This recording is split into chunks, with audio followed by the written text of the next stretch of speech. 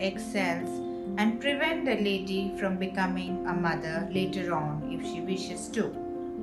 For example, in cancers like breast cancer, ovarian cancer, uterine cancer, cervical cancer, and also gastrointestinal cancer, various forms of chemotherapy, radiotherapy, and surgery have to be offered to these young ladies. In certain forms of cancer, we need to remove the uterus and ovaries.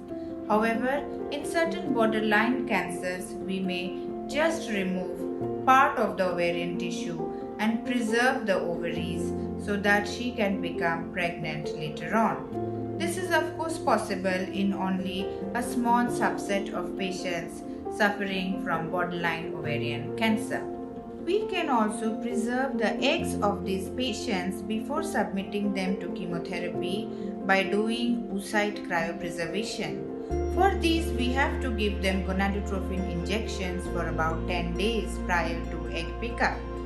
The advances in this field have come up to such a stage that gonadotropin stimulation can start from any day in any time of the menstrual cycle.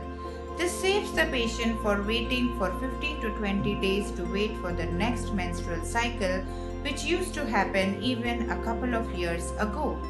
Once the eggs are picked up, they are then preserved in liquid nitrogen. When the lady has completed her chemotherapy and is ready to come back for parenthood, these eggs are then thawed and then fertilized with the partner's sperm through intracytoplasmic sperm injection. The embryos are formed and then transplanted into the patient's uterus. That is, an IVF procedure is performed for the woman to get pregnant later on whenever she wishes to.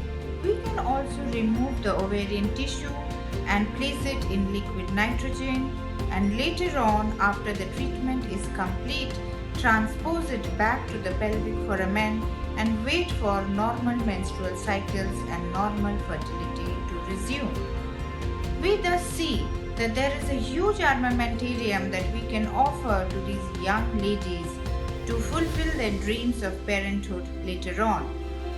Cancer treatment has advanced substantially, and these young ladies are living a long, happy, healthy life.